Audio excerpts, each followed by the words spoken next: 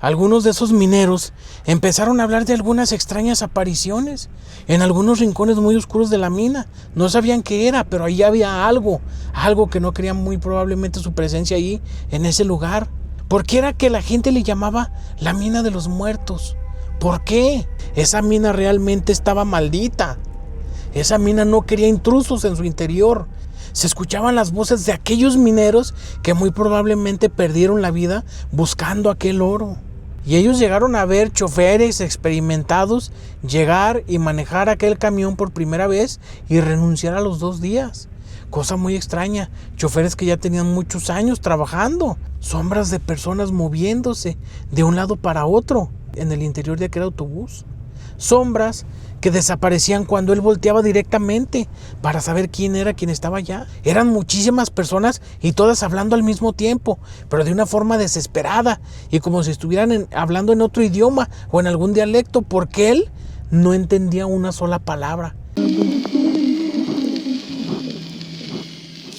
Hola, ¿qué tal mi gente? ¿Cómo están? Soy su amigo Luis Carrillo y les doy la bienvenida a Relatos de Zaguán. Mi gente, pues el día de hoy nos dirigimos a un lugar que se llama Aranzazú del Cobre y la intención, mi gente, es mostrarles el camino porque está muy interesante.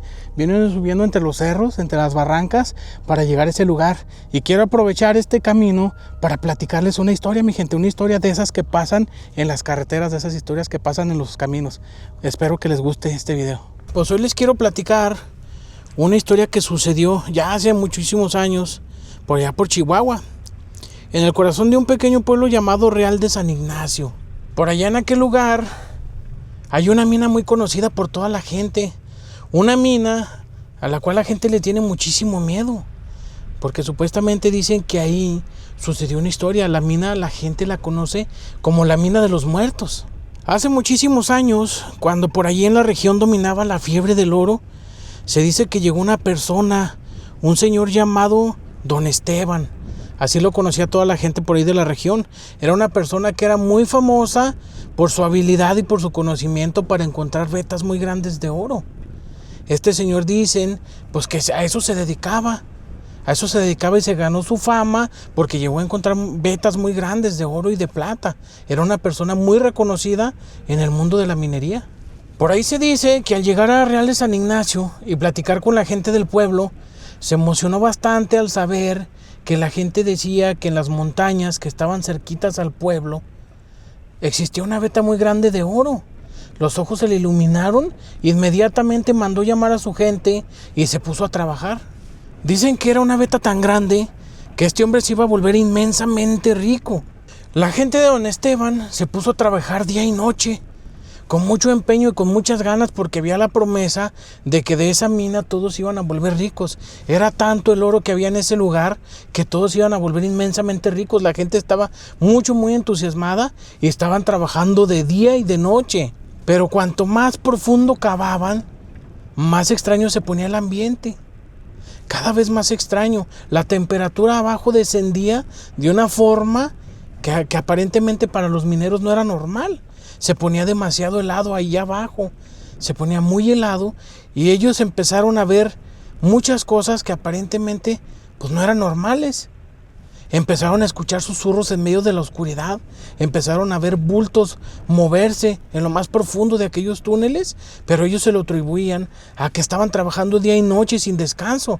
Muchos de ellos habían dormido muy poco, algunas cuantas horas nada más para recuperar un poquito de sus fuerzas y seguir trabajando. Entonces aquellos mineros atribuían todo aquello que estaban escuchando y todo aquello que aparentemente miraban en la oscuridad al cansancio de ya tantas horas trabajando sin parar. Pero con el paso del tiempo, algunos de esos mineros empezaron a hablar de algunas extrañas apariciones en algunos rincones muy oscuros de la mina.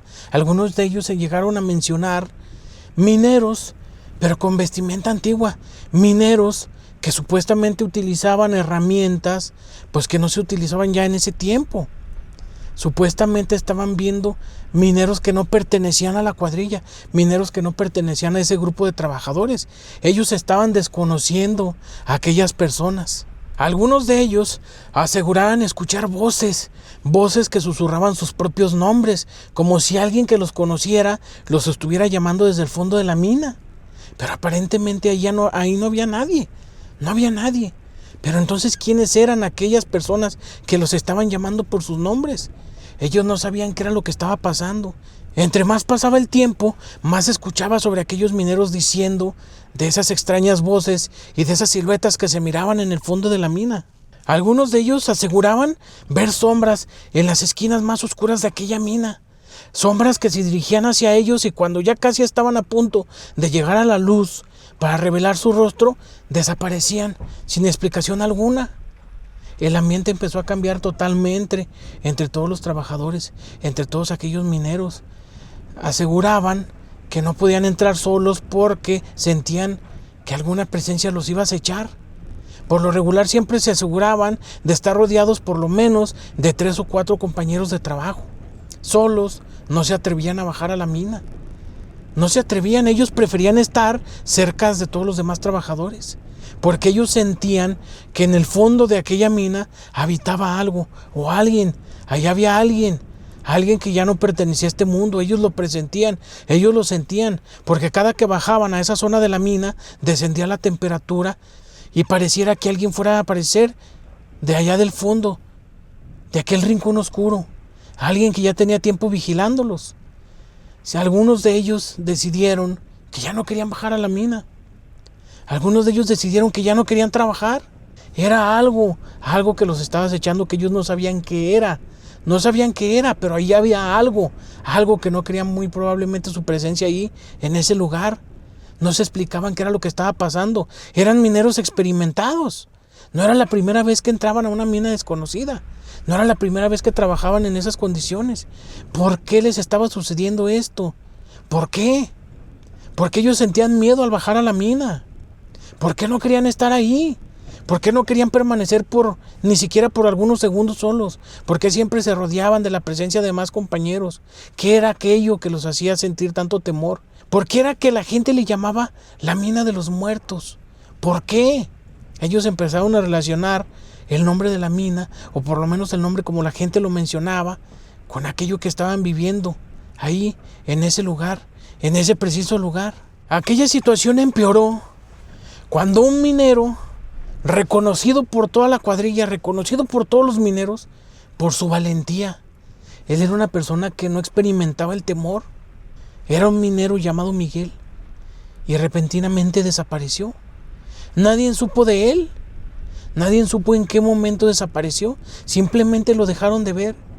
Empezaron a preguntar ahí entre todos los compañeros, ¿qué pasó con Miguel? ¿En dónde está Miguel? ¿Alguien lo ha visto? Algunos de ellos dijeron que la última vez que lo vieron fue ahí, adentro de la mina. Pero repentinamente desapareció. Nadie sabía de él. Y era un minero que no experimentaba el miedo. Era el único que se atrevía a entrar a los rincones más oscuros de la mina. Entrar a aquellos túneles donde todavía no entraba nadie. Él hizo algunos recorridos y regresó con éxito. Pero a partir de que empezaron a escucharse estos ruidos, a partir de que se empezaron a mirar esas sombras, a partir de que empezó aquella actividad paranormal adentro de la mina, ese inventado Miguel desapareció. Nadie sabía de él. Nadie sabía dónde se metió. Don Esteban, muy preocupado por el paradero de Miguel, ordenó a un grupo de mineros que entraran a buscarlo, que se alumbraran con lo más que pudieran y entraran a buscarlo, porque afuera, en el lugar donde estaban hospedados, en el lugar donde normalmente comían, desayunaban, cenaban, donde pasaban sus ratos de descanso, no se sabía nada de Miguel. Entonces no podía estar en otro lugar más que adentro de la mina. Muy probablemente entró a alguno de aquellos túneles y a lo mejor se perdió. A lo mejor no encontró el camino de regreso hacia el exterior. Entonces don Esteban estaba muy preocupado por Miguel, por no saber qué fue lo que pasó con él. No tenía ni idea qué era lo que estaba pasando, o si alguien le hizo algún daño. No se sabía qué pasó con Miguel. Entonces ordenó a su gente que se pusieran a buscarlo, pero desgraciadamente no hubo éxito. Y esto lo único que provocó, pues fue el temor entre la gente.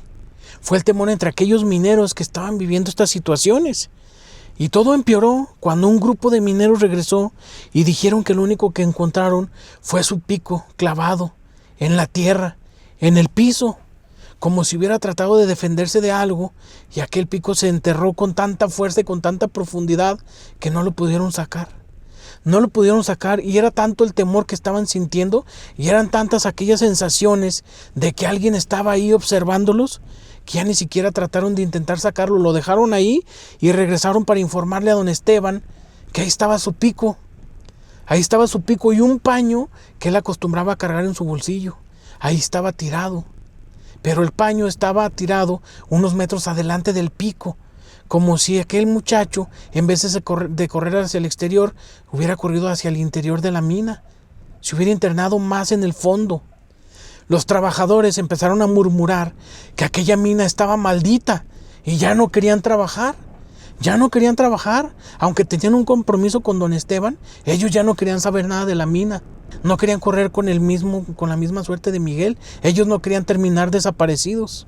Algunos de esos mineros descubrieron que había una grieta muy profunda y muy oscura, y sobre todo muy estrecha, y todo parecía indicar que Miguel se metió a esa grieta. Todo parecía indicar que Miguel se perdió ahí, adentro de aquella grieta.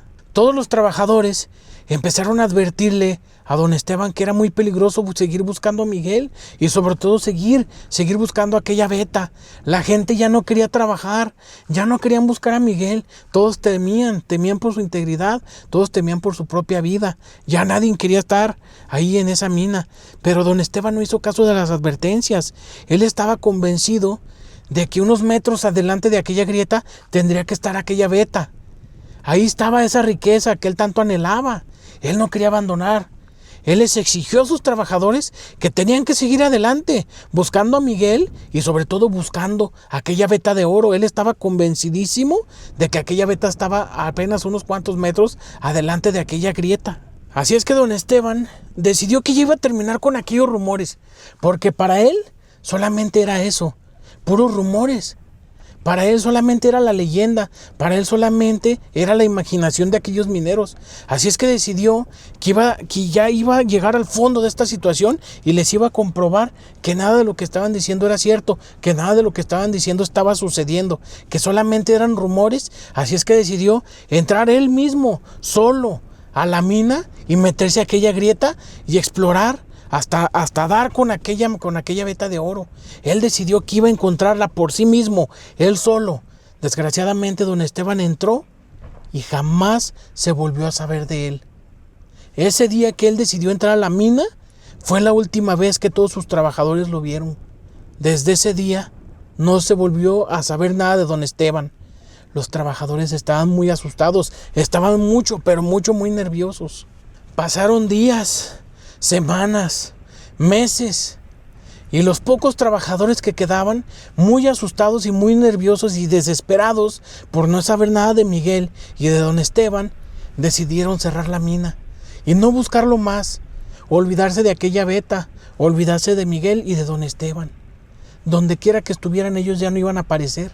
Decidieron sellar la mina con una puerta de metal muy grueso y muy pesada para que nadie se atreviera a entrar.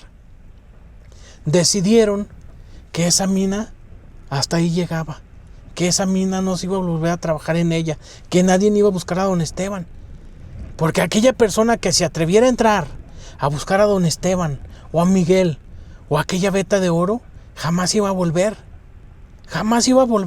esa mina se lo iba a tragar, como se tragó muy probablemente aquellas sombras, aquellos hombres que los mineros miraban. Muy probablemente eran personas atrapadas en la mina, sabrá Dios desde cuántos años atrás. Entonces esa mina iba a estar sellada para siempre, porque se tragaba todo aquel que se atreviera a entrar y se internara en aquellos túneles oscuros. La persona que se atrevía a entrar a esa mina ya no aparecía, ya no regresaba. Como si algo estuviera protegiendo aquel metal. Como si algo o alguien no quisiera que extrayeran el oro y la plata. Esa mina se protegía. Esa mina realmente estaba maldita. Esa mina no quería intrusos en su interior. Y se tragaba a todo aquel que se atreviera a entrar. Como le pasó a don Miguel. Como le pasó a Miguel y a don Esteban. Que jamás volvieron a saber de ellos. Con el tiempo, la leyenda creció. Y los habitantes de Real de San Ignacio contaban que en las noches de luna se escuchaba la voz de Miguel, se escuchaban las voces de aquellos mineros que muy probablemente perdieron la vida buscando aquel oro. Y muchas personas mencionaban que escuchaban la voz de don Esteban, vagando por la mina, protegiendo aquel tesoro que muy probablemente sí llegó a encontrar. Muy probablemente encontró ese oro tan anhelado y se quedó ahí para protegerlo, tal vez como aquellas ánimas, tal vez como aquellas presencias que habitan en el interior de aquella mina. Y hoy en día, pues la mina permanece cerrada, cubierta por aquella puerta pesada de metal. Pero los más viejos del pueblo aún recuerdan la historia y advierten a los jóvenes aventureros que se atreven a acercarse a la mina de los muertos, que no se atrevan a tratar de entrar, porque lo más probable es que si logran entrar, pues ya no van a regresar. Ya no van a regresar porque la codicia siempre se encuentra con la oscuridad de aquella mina, con aquellos seres que habitan en su interior. Y ahora, con don Esteban que añoraba tanto aquella riqueza, aquella veta tan grande de oro, que desgraciadamente se quedó para la eternidad protegiéndola. Entonces es imposible que alguien dé con esa veta, porque hay muchas ánimas ahí adentro de esa mina protegiendo aquel oro. Entonces esa mina está maldita. Entonces es imposible que alguien se acerque. Porque cuando escuchan la historia se horrorizan y solamente se atreven a acercarse a aquella puerta de metal para intentar escuchar los lamentos de don Esteban vagando por los túneles oscuros de aquella mina. Mi gente, y aprovechando que andamos aquí por el camino, manejando, mostrándoles este paisaje y estas montañas, estos barrancos, pues quiero aprovechar para platicarles otra historia. Una historia que sucede más bien al interior de un autobús. Un autobús que a la gente de aquella empresa a la que pertenece este autobús no le gusta manejarlo. Los choferes evitan manejarlo a toda costa. No hay nadie que se atreva a manejarlo por las historias que se dicen de este autobús. Solamente los nuevos, o alguno que otro valiente, o alguno que otro que ha tratado de investigar si es un mito o si es real lo que se dice de este autobús, son los únicos que se han atrevido a manejarlo. Y eso solamente confirma lo que ahí sucede. En una ocasión llegó un joven, pues que era nuevo en la empresa y era nuevo en el negocio de andar manejando en las carreteras. Y sobre todo era una persona escéptica, era una persona que no creía en lo paranormal. Era tal vez porque nunca le había sucedido nada, ni siquiera andando en carretera, porque era nuevo en todo esto. Entonces él, al escuchar las pláticas de lo que sucedía en aquel autobús, pues no lo creyó. Y a pesar de que era un autobús que, aunque era muy viejo, era muy cómodo y muy fácil de manejar, se le hacía muy extraño que nadie lo quisiera. Entonces él, sin dudarlo, les dijo que no había ningún problema, que él lo manejaba, que a él se le hacía muy bien. Era el autobús que él recordaba en su juventud y era el tipo de autobús en el que él soñaba alguna vez trabajar. Entonces decidió que él se iba a atrever y les dijo a los empresarios que sin problemas él lo manejaba. Los propios dueños del autobús, los propios dueños de aquella empresa le advirtieron. Ellos no eran choferes, pero escuchaban las historias que sus choferes platicaban. Y ellos llegaron a ver choferes experimentados llegar y manejar aquel camión por primera vez y renunciar a los 2 días. Cosa muy extraña. Choferes que ya tenían muchos años trabajando en esa empresa renunciaban a los 2 días de manejar aquel autobús. Entonces aquellas personas decidieron pues platicarle a este chofer lo que otros choferes decían de ese autobús por cualquier cosa. Ellos nunca lo habían comprobado, pero se decían muchas cosas de aquel autobús. Entonces, sobre advertencia, no hay engaño. Pero este joven decidió que era producto de la imaginación de sus compañeros. Él no creía en eso y no tenía por qué haber ningún problema. Entonces a él lo mandaron a recoger a un grupo de turistas para llevarlos a una playa. Pero el viaje de ida lo iba a hacer él solo. completamente solo. Iba a salir de noche porque iba a recoger a su pasaje a 7 horas de distancia. Entonces él iba a salir durante la noche, iba a manejar prácticamente toda la noche porque iba a recoger a su pasaje otro día por la mañana muy temprano. Se subió al autobús y agarró carretera con rumbo hacia aquel estado donde iba a recoger a su pasaje. Lo primero que nota es el frío. El frío que hacía dentro del autobús, a pesar de que era una temporada en la que hace mucho calor. Y luego recordó que parte de la historia que se contaba de aquel autobús era que a veces las personas que lo llegaron a manejar de día sentían aquel frío inexplicable dentro del autobús. Aunque hacía muchísimo calor y afuera pareciera que se estuviera derritiendo el asfalto de tan caliente que se sentía, allá adentro era muy frío. Era muy frío, los choferes tenían la necesidad de ponerse su chamarra y aún así sentían frío. De una manera inexplicable descendía la temperatura tanto, pues que no era normal. Y eso fue lo primero que él notó. El frío que hacía adentro del autobús. Y no era temporada de frío, era temporada de calor. Al llevar media hora exactamente en carretera, lo segundo que le tocó vivir fue ver sombras en el retrovisor. Sombras de personas moviéndose de un lado para otro en el interior de aquel autobús. Sombras que desaparecían cuando él volteaba directamente para saber quién era quien estaba allá. En el retrovisor él alcanzaba a ver sombras en medio de la oscuridad. Decidió prender las luces del autobús para no sentir nervios, para no estar afigurando cosas entre la oscuridad del camión. Decidió manejar con las luces del autobús prendidas, las luces del interior. Llevaba exactamente 2 horas de camino, cuando de repente empezó a escuchar susurros allá en el fondo del autobús, como si alguien estuviera hablando en voz baja. Escuchaba que alguien hablaba y otra persona más le respondía. Aparentemente había por lo menos 2 o 3 personas en el fondo del autobús. Las luces de aquel autobús eran muy opacas porque era un camión muy viejo. Era un camión que aparte pues no utilizaban, no se le daba mucho mantenimiento. Entonces las luces pues no eran suficientes para ver al fondo del autobús. Él solamente figuraba la silueta de algunas personas sentadas en los últimos asientos. Pero no sabía qué era lo que estaba pasando. Si muy probablemente era la sugestión o el ir pensando en todo lo que se decía de aquel autobús. Pero no. Él seguía firme con su idea de que aquello de lo paranormal no existía. Decidió poner la mirada al frente, atento a la carretera y no hacer caso de lo del fondo del interior del autobús. Él simplemente siguió manejando. Cuando llevaba exactamente 4 horas de camino, empezó a escuchar aquellos susurros cada vez más cerca de su asiento. Pero él decidió que no iba a voltear al retrovisor. No iba a voltear porque si no, se iba a sugestionar más. Iba a empezar a ver cosas en las que él no creía.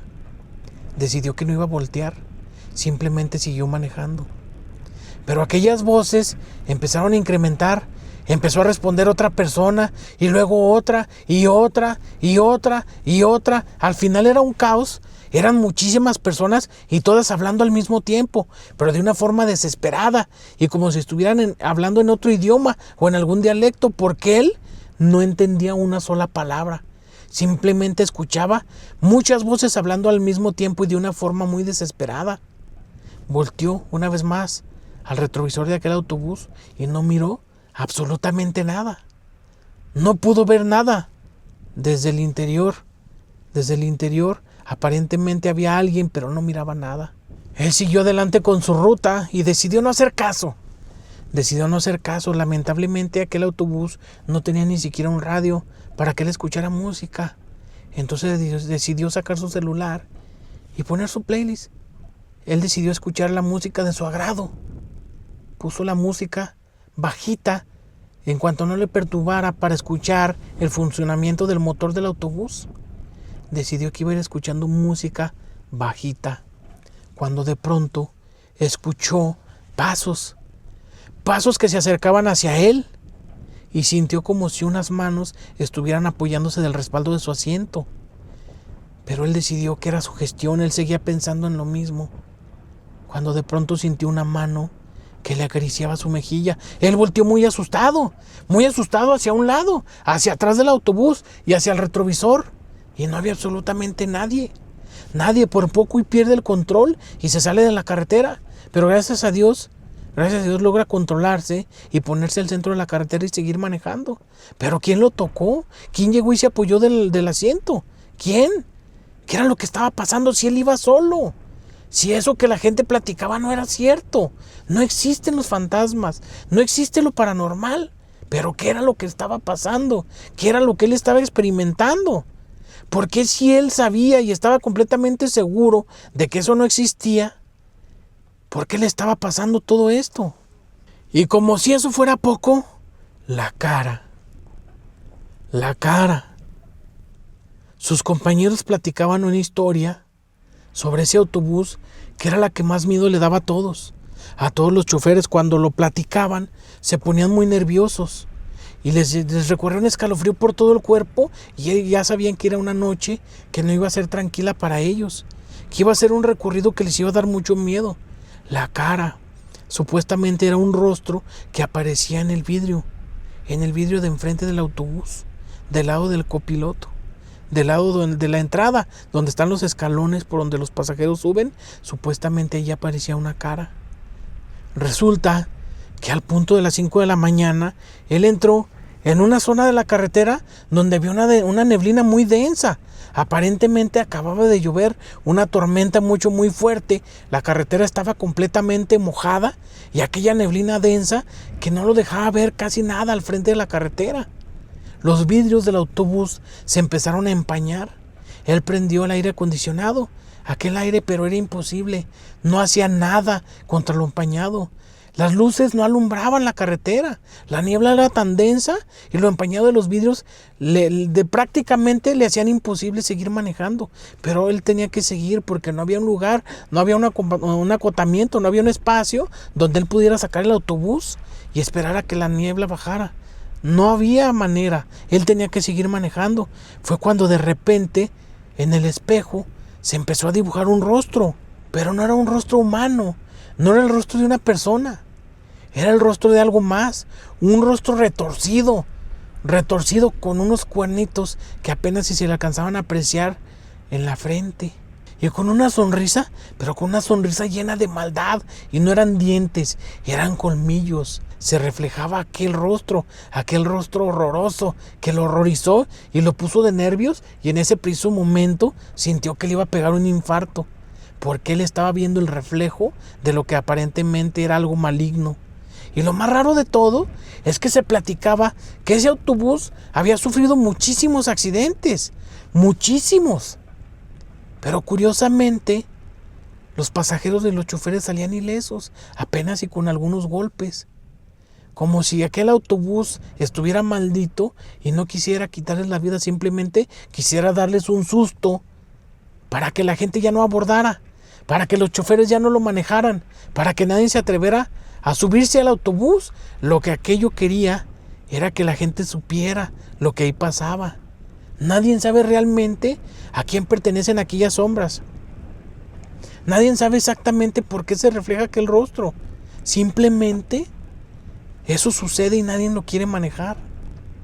Cuando él llega y recoge su pasaje, decide que una vez llegando al destino, una vez dejando aquel pasaje en aquella playa, él iba a regresar, iba a dejar ese camión y le iba a decir a sus patrones que si no le cambiaban de autobús, él iba a renunciar, porque él no estaba dispuesto a seguir manejando ese autobús.